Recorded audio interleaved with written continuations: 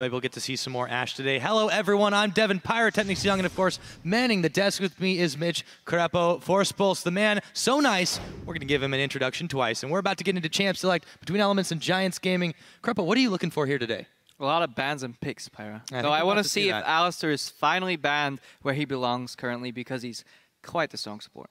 Absolutely. Well, we saw that Morgana as well. I mean, there's a lot of really hotly contested stuff in the pick bans so far today, and I think even though it's a new patch, even though it's a different day, not that much has changed there. I expect to see probably a lot of the same. What do you think about that? Any surprises that you're thinking about? Yeah, just like Wicho said, we are on 5.10 right now. Gragas received a slight nerf, but I don't think it'll be enough to knock him off his tier 1 jungle position at all. And I'll be keeping my eyes on the supports because, if I'm correct, both are new to the LCS. Absolutely. And that's kind of a story that hasn't been touched on so much for this particular matchup. But yeah, new supports, only a couple of games in. We'll see how they perform going forward. Starting off the game, we have a Rek'Sai banned away. There's a Vladimir, and of course the signature Jax. These are going quick though. Yeah, these bans are going quite quick. Rek'Sai, another ban on him. Teams seem to favor to ban Rek'Sai on blue side just to open up the Gragas first pick potentially and put some pressure on their opponents. They basically say, okay, we're banning Rek'Sai right now. We will get Gragas first pick, or you sacrifice one of your prepared bans and change it up a little bit, and then we still get another good first pick. So also the Ryze is banned away by Elements. We didn't talk as much about the Vlad. We'll get back to that in a minute because Gragas is taken away. We'd already seen the LeBlanc, very common ban, but as you mentioned, this lets Alistair through Elements pick that up right away. So we have a Azir and Cassiopeia still open, but as we saw last week, Pepinero is not afraid to play into Azir with a possible Xerath later on, and he has a counter pick in mid lane.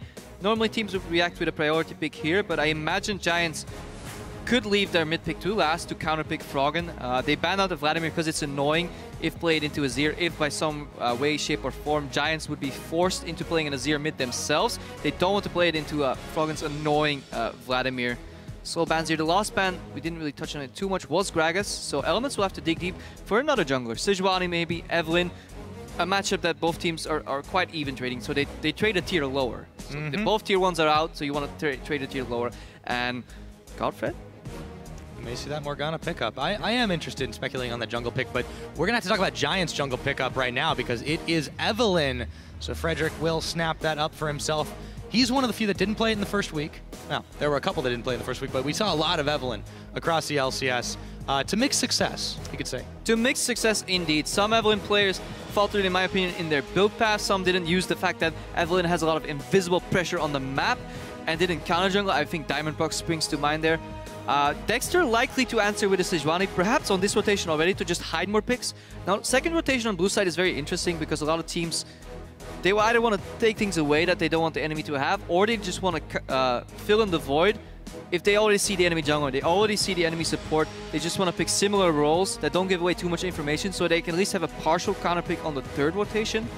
See what Elements goes for. Yeah, well, they are familiar with that Evelynn Sejuani dynamic since that is what they played versus Gambit in that matchup. But they don't have to take it now. Instead, they lock in the Hecarim, and they also grab themselves a Kog'Maw.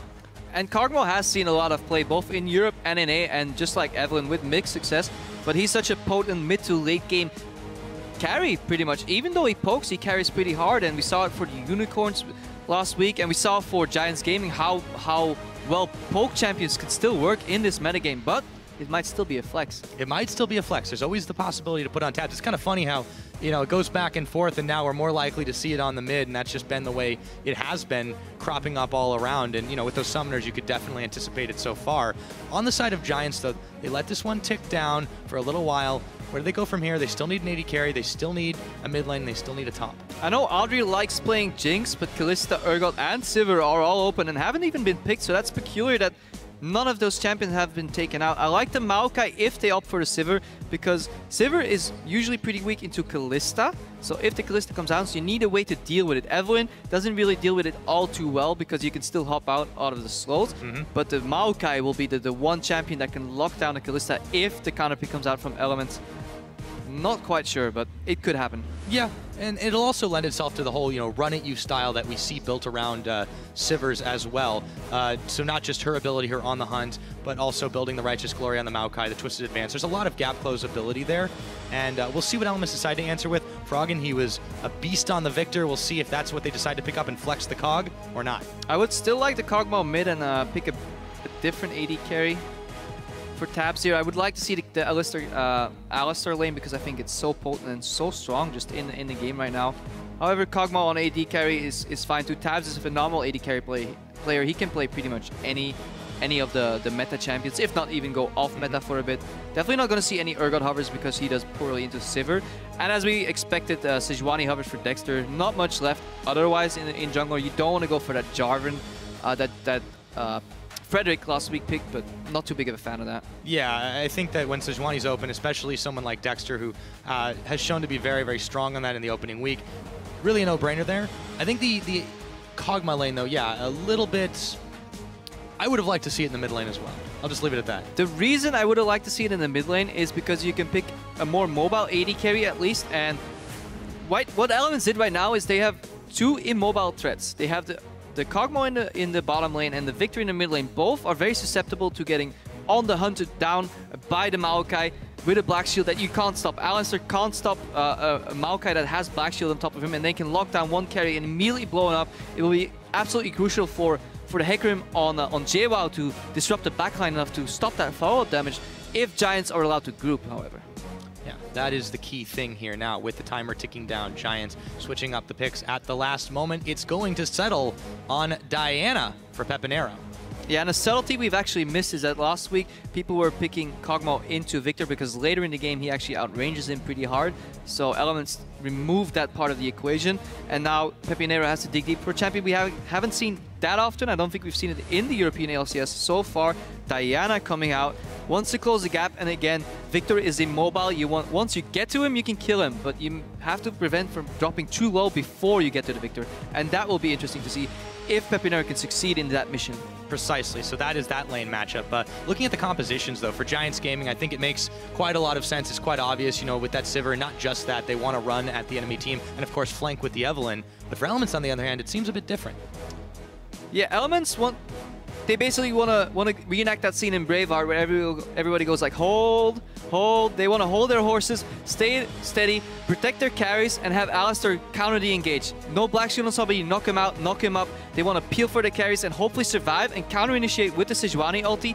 But they have to be careful because there's a lot of all-in wombo combo potential coming in, or assassins rather than more than wombo coming in from Giants, because they can send in the Diana from one side, they can send in Black Shield and Maokai, Evelynn can flank, and Sivir, she can peel for her own in the backline with added mobility, with Spell Shield, and she can survive.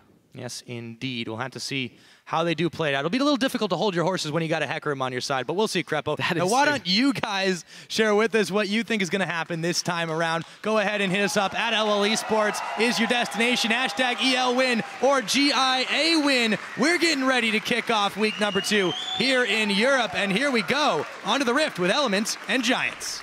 Now, one thing I do like about Elements is that they have some pressure in the early game. Hecarim can control a lot of the wave at least, so he will not be automatically or necessarily pushed into his tower. It also opens up for Dexter to potentially gank top lane, because you don't really want to pay too much attention to the bot lane when you have two scaling AD carries and the one has more damage, the other more utility. You don't want to spend too much time ganking that Sivir, in my opinion. So it's good that they can focus down the top lane, get Hecarim rolling, get one of those mobility carries rolling on Elements' side. And in Victor, and I just want to see pressure from Elements. I want to see them go forward, not get pushed in all 3 towers, because that led to a very stale and passive early game, and that's not what you want against Giants.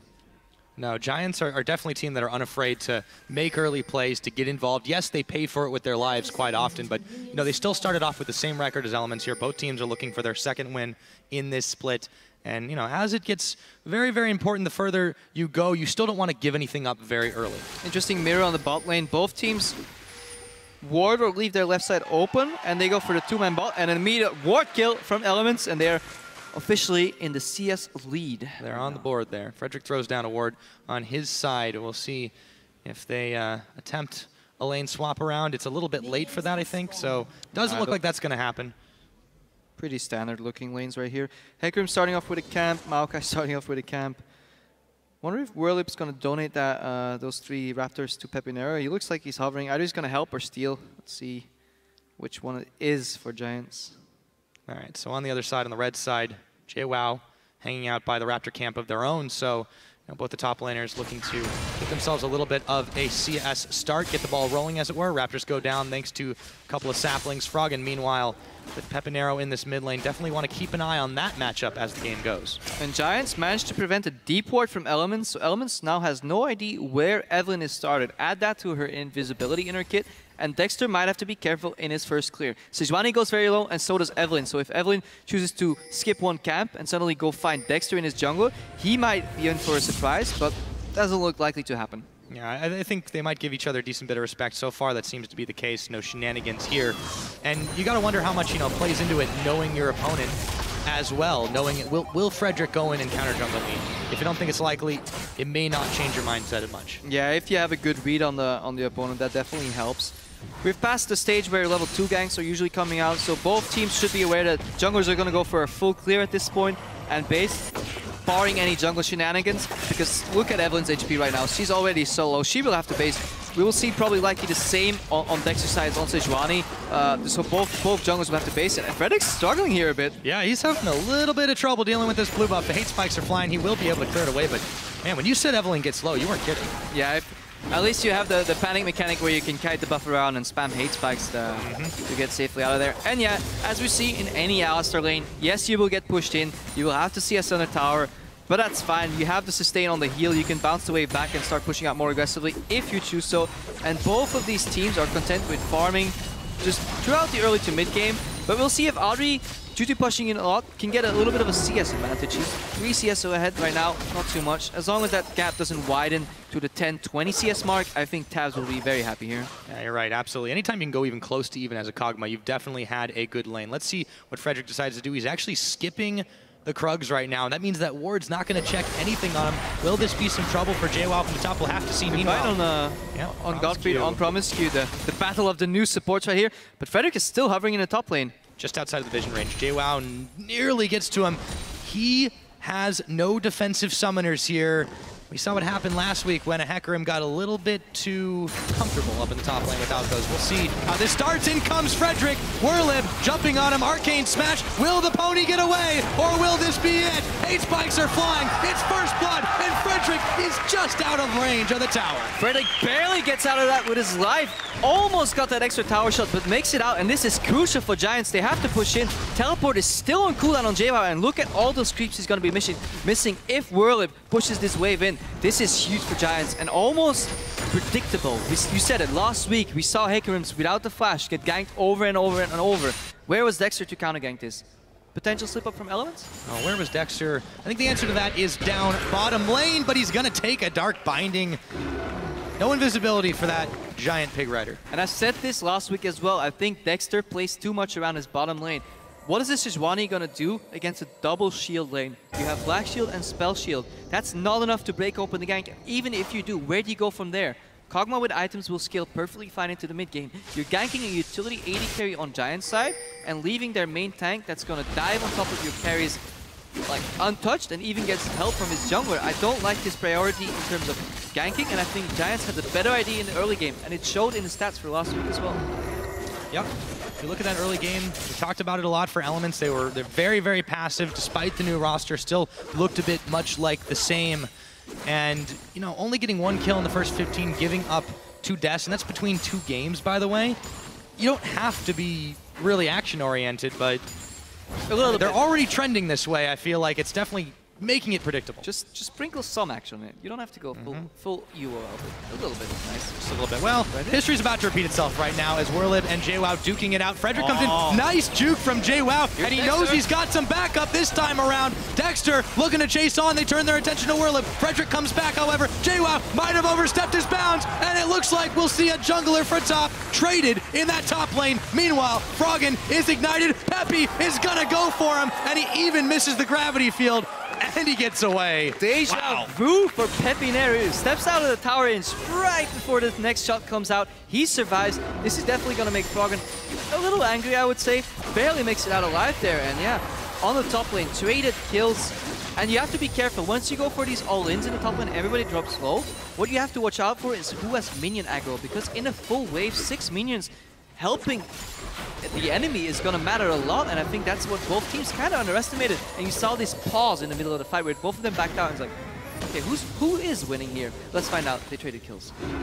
That part's not the worst thing for Elements, but let's take a look at what happened again in the mid, because that definitely was. So yeah, Pepinero is about to hit 6 here, and I imagine he will go in, yeah, hit 6 with the Q cast. The exhaust comes out from Frog, and not enough damage to get Pepi low, and he follows up, but actually in the bot lane. Yep, we're right back to it. So Audrey, Black Shield on him. He might just make it out of this one yet. Yes, he does. The Summoner heal was popped as well, and Tabs and Promiscu just didn't have enough damage to chunk him down. And yeah, at the very start of this clip, we saw Promiscu land a knock-up before the spell shields came out, and I think that's a little slip-up from Giants. That should never happen unless Promiscu flashes. But as we see in the left-hand corner, his flash is still up, so he basically walked in, got the opportunity to smash the ground, angry as he was, and it wasn't shielded by Black Shield or Spell Shield. Perhaps a miscommunication. Who goes first? You know, do I use my shield? Do you use your shield? We don't want to stack them. And I think that's what happened on Giant's side. You may not be a pro player anymore, Grappo, but you still have those support instincts. Oh yeah, I failed a lot of shields in my time, Pyra, so... You got to learn somehow, right? I know how it goes wrong. Oh, Frederick, he's still having trouble with these buffs. Yeah, he smited the red buff. There we go. That'll get him a little bit back. But Evelyn is quite a dainty jungler. Yeah, definitely dancing on a knife's edge here. And Whirlip, 60 CS to 42 in this Hecarim Maokai matchup. As well, the controlled Catalyst will snowball that sustain. We know that Whirlip, that a Maokai can sustain a lot on Spellcast a lot, but Promiscu going in again. There we go. Audrey, he's got a flash. Again, misses the spell shield. Black Shield's on him, however. Godfred now gonna throw down the Soul Shackles, gets the double stun, and they will walk away, but Giant's bot lane is battered and bruised. Yeah, lurking in the brush, and you have to respect that on Giant side. You have to, if you're going for a ward in that brush or a phase check, you have to do a preemptive shield. Or you're forgiven, you know. I think only 1 or 2 players in the league can reactively shield that. And get away with it. I would have just preemptively shielded, got the ward out, and then back off and play around your cooldowns. Giants, though, 1,200, 1,300 gold in the lead, and I don't really expect the Pepinero getting engaged on. That might get evened up for just a minute. They're going to throw everything on him, the Chaos Storm. But Dexter will end up picking up that kill, and while Frederick was there, there really was nothing he could do. Yeah, good kill by Elements, and I like this. Play around your soul lanes, Dexter, not your bottom lane. This game, you're allowed to play around your bottom lane, but I don't think in this composition, because you have these immobile carries, and they work so well, because generally what carries lack in mobility, they add in damage or crowd control, and that works really well with your jungler. Exactly, and Element's bot lane isn't the one that's really having any trouble. It really was the 2 solo lanes to start things off. And speaking of trouble, now Whirlip has found JWoww. Can he get out of there? Yes, he can. But he's going to think twice about running straight into the tree again. Yeah, chunking out the Maokai, or chunking out the Hecarim rather, as Maokai in the top lane. Still throwing out. JWoww forced to build defensive already with the Bomby Cinder as well. Dexter now is showing up, but I think he's a little late to the party. Should have done it earlier. Yeah, and this came up for a roam too, and that really. Oh, actually, he helped out with the. He's helping out with the Grump, but I think that's just buying a little time here. And this is only going to get worse. And I think Elements back at the start of the game, they need to identify who they need to snowball and play around that and adjust the jungle paths. And you have an active side of the map and a passive side of the map. And Alistar, Kog'Maw are fine playing passive, but JWoww, he can't play passive because he's a melee ranged force. You know, he will lead farm, and if he doesn't get fed, then he can't start diving those backlines later in the fights. So I think this will manifest a little bit in the late game, preventing JWoww from assassinating the backline later. Yeah, they're hoping for that to play out that particular way. But on the side of Elements, though, you take a look at what they were able to do last week, and you know, in their win versus Gambit, it really wasn't until about 20, 22, 23 minutes that the game started turning in their favor, and they were able to snowball it after that. Versus Unicorns, they actually gave up their advantage around the same time. So I'm curious to see when we hit that time in this game, what it looks like at this point. Because right now, Giants, they're holding a lead. It's not huge. There's no dragons in play just yet. It's really been all about the lanes. But Elements still seem content to drag this one out. Let's see what Dexter does down bottom, though. It's a waiting game. Yeah, On the Hunt is live, Black Shield is live, Spell Shield is no longer live because it just got caught by the poke. Provided Godfrey doesn't flash in for an ulti. Right now, Dexter is what they call in counter gank position. If the enemy aggresses on you, yes, you can act, but you can't act first. So that's a bit of a problem if you're lurking here. And Giants bot lane respects that. They don't want to make an aggressive move and get punished for it, so they're fine playing passive. Really using the opportunity to roam a little bit since he pushed in his lane first. Yep. It's not too bad to face check on a big tank like Maokai. Also not bad when you have saplings available to you. He's going to throw down a ward just to make sure that Giants have the vision in their favor. This does allow a little bit of time for JWoww to get some free farm, but he's still down 16 to Whirlup, and that's about to widen a little bit more. So JWoww is definitely a bit behind on the horse. Yeah, catching up slowly though. The gold gap, 700 gold roughly right now. And let's take a look at these compositions again. What we do know for Giants is that they're all very short range, so sieging later for them will become a problem. Usually Giants take a lot of towers early, but we don't see that this game. Dexter showing up mid again.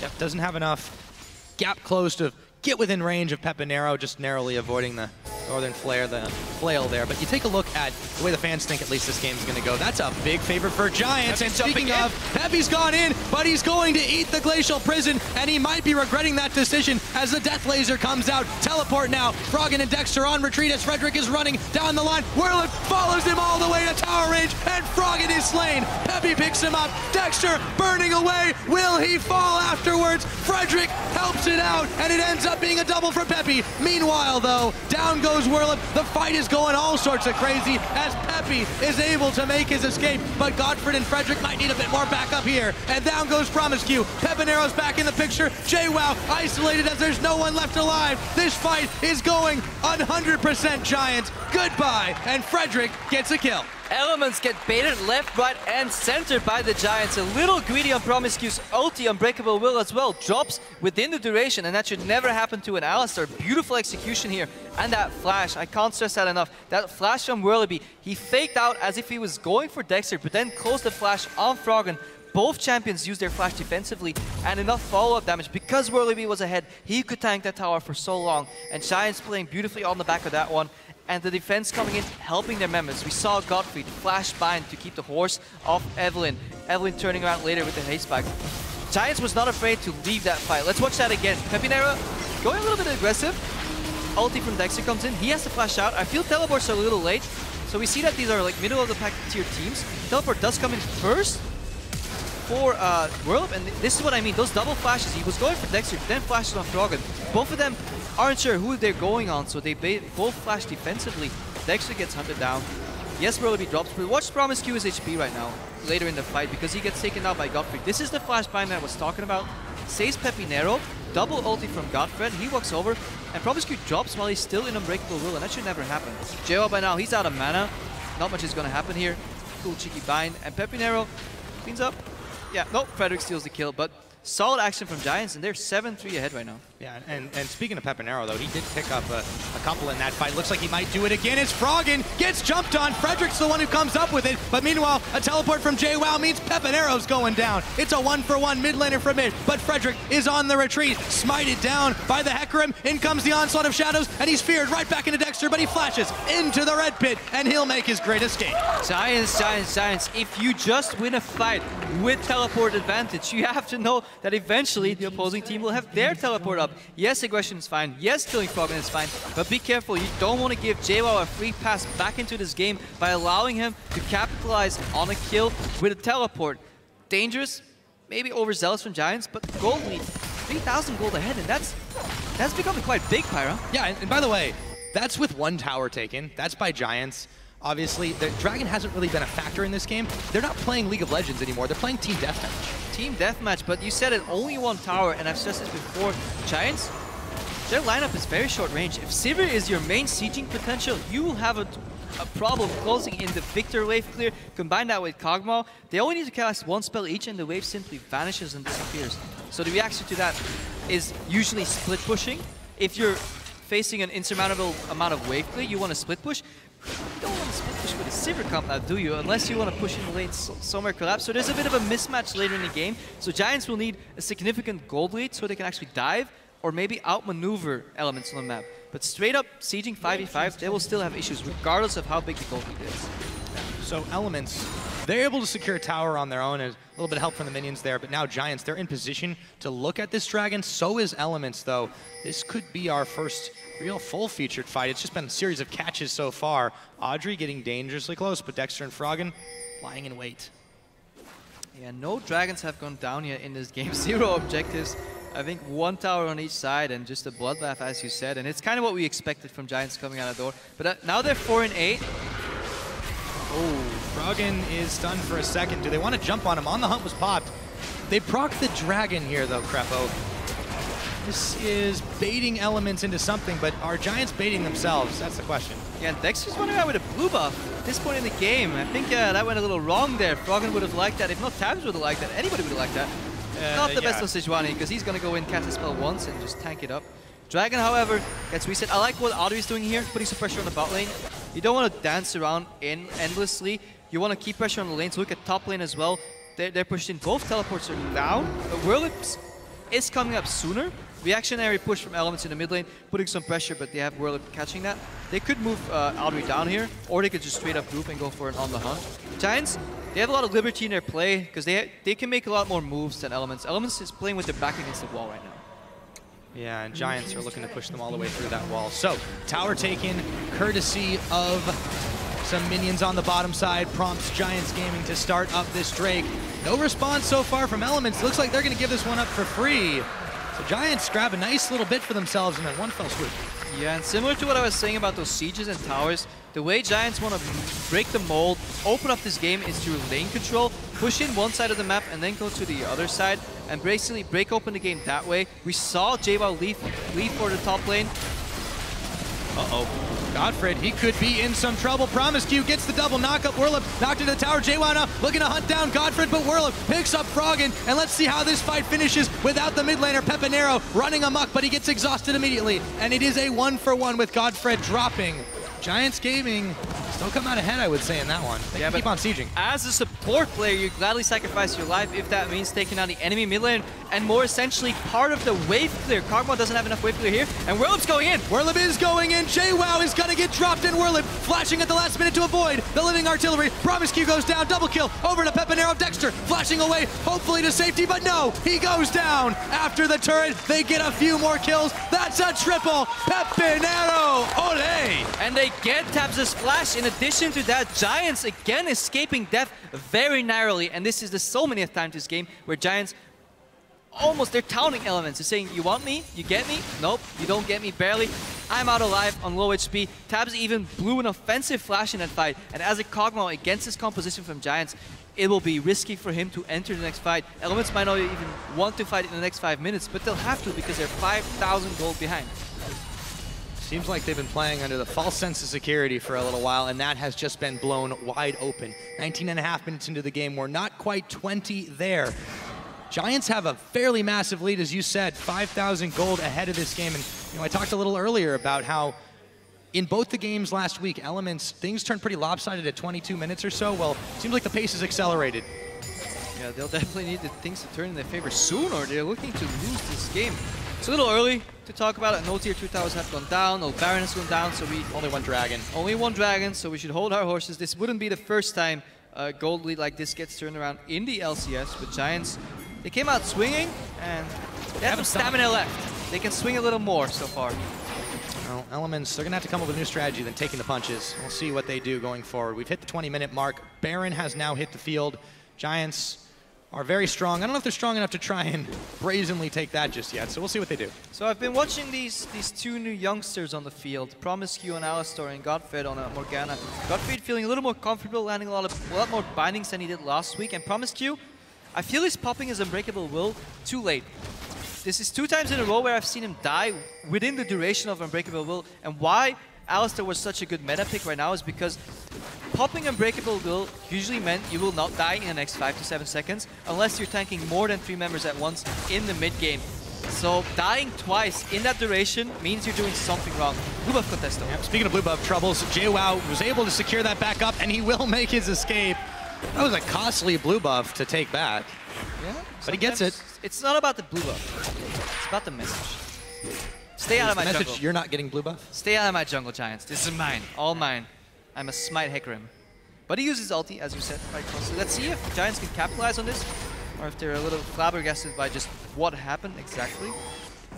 Still, the pressure is there for them. They've got all the outer turrets available. They have a little bit more leeway to move around the map. Binding is going to hit Dexter as he clears away that ward. Of course, doesn't stop him from attacking. Peppy's got his blue buff now. So, importantly, it's really been denied for Froggen. I mean, that's got to be the frustrating thing for him this game. Now, talking about builds, we see the Righteous Glory come out on the Maokai, so he sacrificed a little bit of of tankiness for utility. A little bout in the top lane there. We see elements converging, so I might have to drop this point as we're getting ready for another. They're all showing fight. up. All right. I guess not. Guess not. Okay. Getting my point. Great. Fantastic. Thank you, Elements. So Aegis and Giants build on the side of Dexter. I like that. I like that we're seeing early Aegis's build in these team comps, because if there's so much fighting, the value of that aura goes up, especially since people are grouping a lot. However, Giants looking for a bit of a rotation, but they get forced out again, and this is what I said earlier. The wave clear from Elements is definitely keeping them in this game. And to reiterate on that point, I would have liked to see an Aegis potentially on Evelyn, for example, since Godfred's going for his standard Mikhail's build. He seems to like building that item in every situation. Last week he built it, I think it was nerves or something, because it was totally not ideal. This time I can see it. These carries are diving in deep and they get counter-engaged by the Sejuani ulti, so Mikhail's will definitely be a good pickup. But if your support's not building Aegis, the jungler should take over, because this is a team game, especially when you play this comp that is very grouping focused. The value of that aura goes up if it can spread to 3 or 4 members. Mm-hmm. Yes, it does indeed. So, taking stock of where we're at right now, just shy of 23 minutes on the board. Dragon's going to come up in another minute, but there's been a little bit of sparse warding from Giants on this bottom side. They've really invested a lot more in the top side and trying to make sure they can spot elements out in the top, but the field of play shifted a little bit. There's not that many people there. Since Dragon is about to come up, Giants, they're now moving in mass down to the bottom, seeing if they can catch anyone. JWoww's the only one there right now. Binding's gonna hit him smack in the back though, and he is going to get chunked, having to ult away. Not great timing if you want to be able to contest a Dragon. And I like this. Good pressure from Giants. Don't settle for just a Dragon vision. Get that vision deep in the enemy jungle so you can set up plays later. You want to be thinking 2 steps ahead right now. Just Dragon's not enough. You want to push one lane, get the Dragon, potentially rotate there, continue, just turn the heat on. Just keep elements under pressure, and eventually they will crack.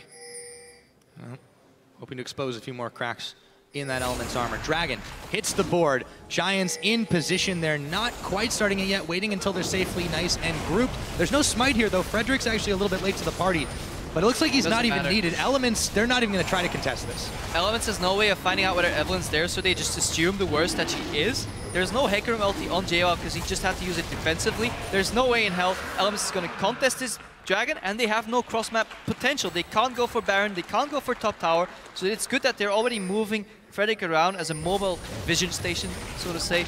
Get an idea of where Elements is, because if you know where they are, you know where they are not, and then you can move into that area. Keep the map open, Giants. Yeah, just like that. He's like an old pink ward. He can't be seen. Can't be seen. But he gives you vision. Eventually they'll find him though, and then they'll kill him for the juicy gold.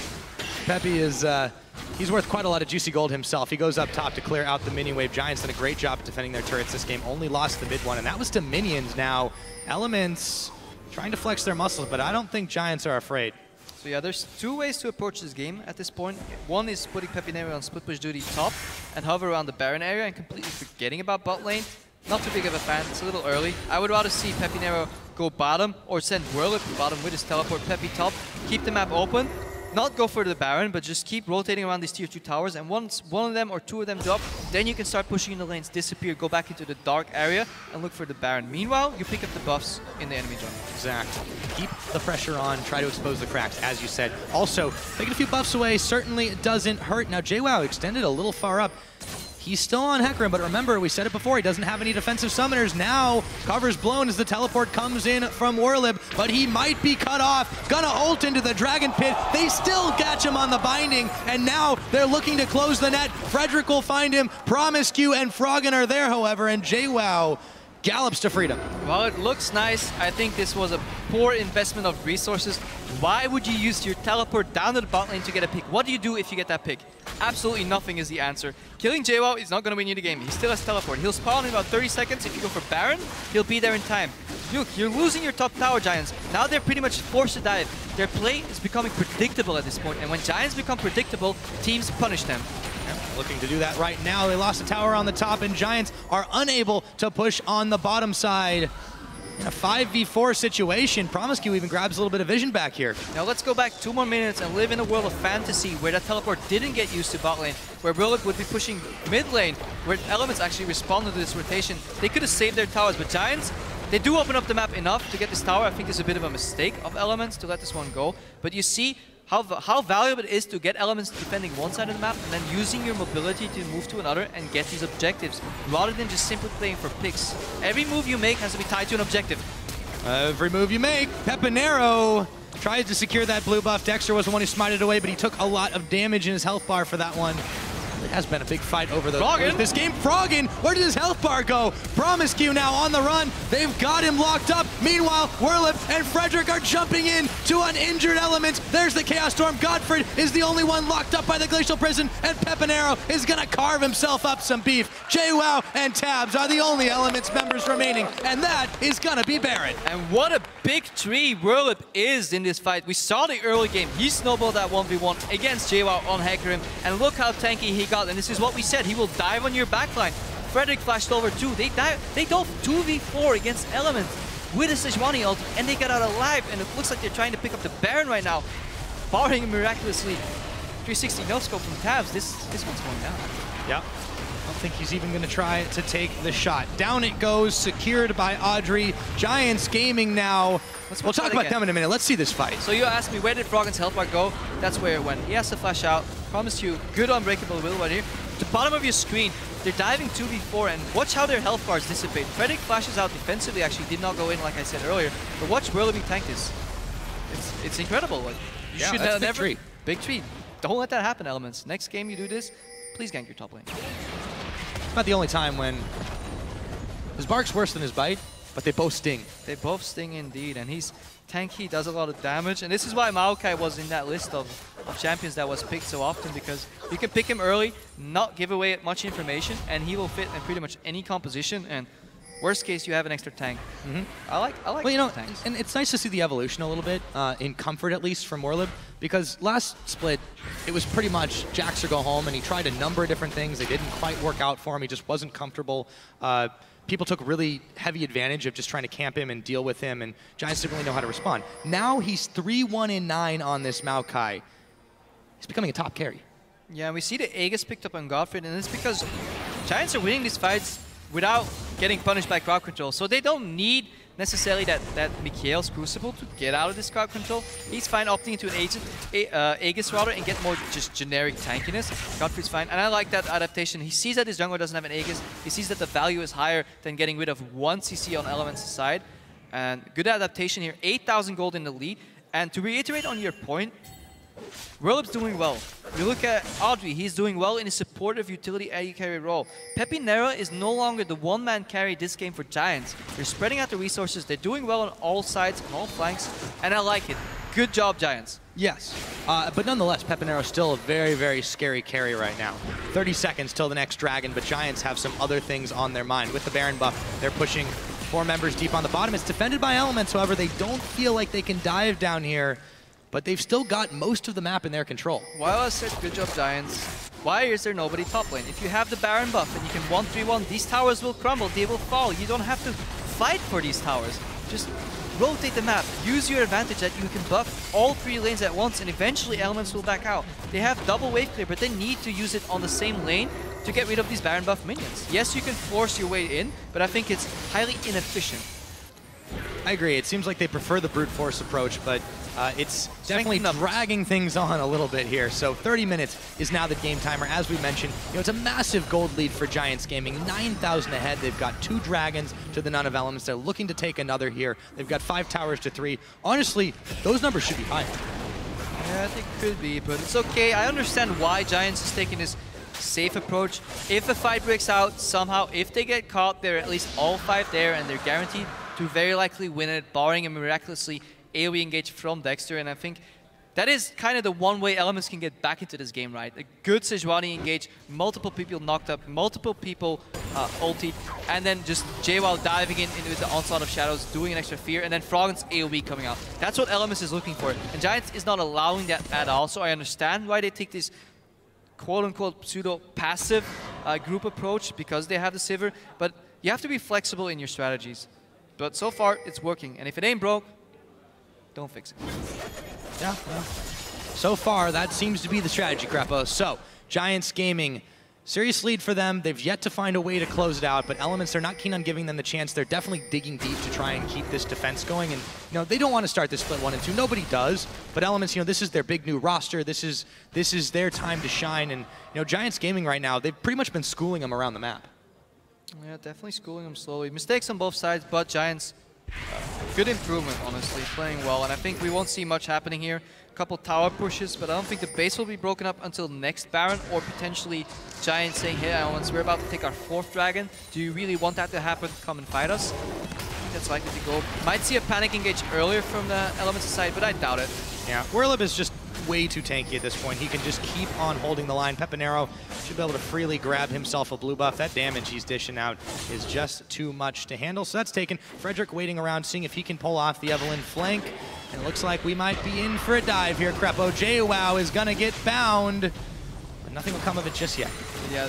Look at Frederick's position, and I like it. He's flanking, and he has to. He has to surprise the backline of Elements and get a Wamukoma going. They're going in! There we go! Werlib is targeting out Froggen, but the rest of Giants are on to Dexter, and the rest of Elements. Tabs, chunk down, Pepinero going nuts on everybody. Frederick getting some kills for himself. Peppy staying alive. That's a double for Pepinero. Dexter is the last man standing as Peppy finally gets shut down. Ace for Giants, and how does Pepinero manage to survive so long? He's the only Giant to go down in his team, and 5 for 1 trade, and Giants putting on the flame again, and they're going deep, and they're finally gonna break open this base, and that's what they need. Get rid of one of those base towers, then they get another Baron. They can close out this game, and Elements, strength in numbers wasn't enough. Beautiful re-engagement by Pepinero.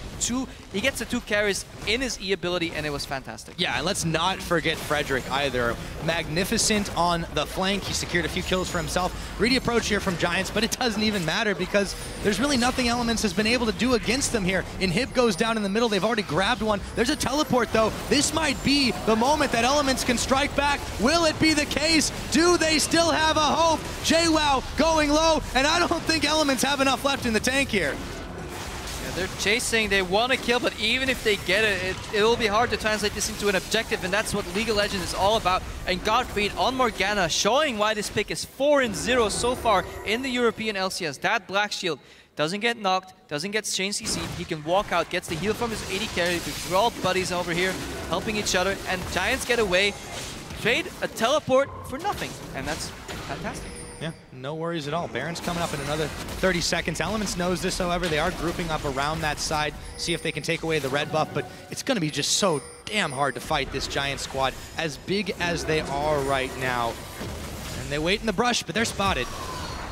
Down goes the ward. Frederick runs into the gravity field, runs right on through it. Promiscu, as tanky as he's trying to be, he's just not enough. Frederick is gonna flash into the red, gets shut down by Tabs Kog'Maw, but Pepinero, meanwhile, is going nuts again. Tabs goes down, double kill for the Diana. Froggen is gonna get melted. Another triple from Peppy, and JWoww is the only one to live to tell the tale. Giants, they launched the pain train, and Elements just can't stop it. One by one they drop.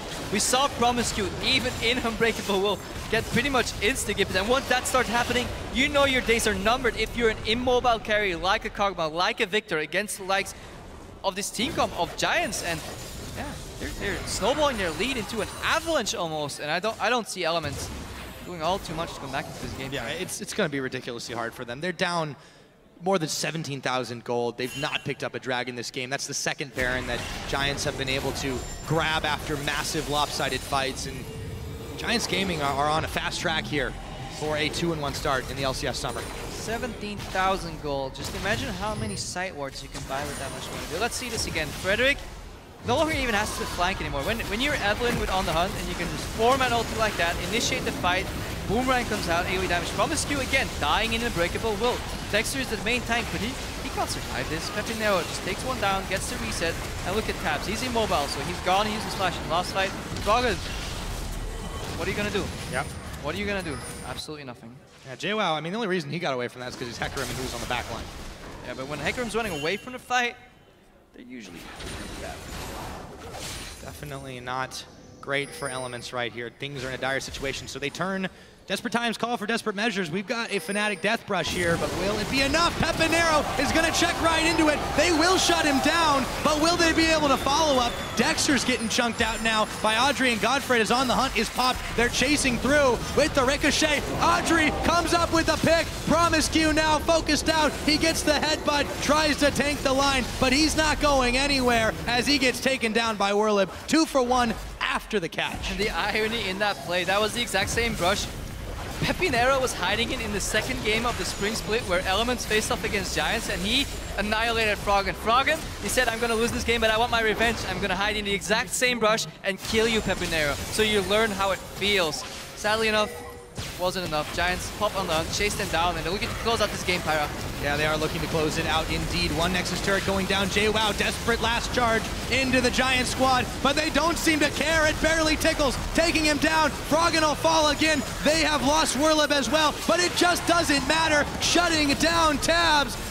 A triple kill there for Audrey, though. Everything has gone Giants' way this game. They'll finish off the last Nexus turret just to finish the game. All they've got to do is bang on the Nexus, but Dexter and Promiscu are still haranguing in there. Make that just Dexter. He goes back to Fountain. The Nexus is bare, and that is gonna be GG. Giants are 2-1.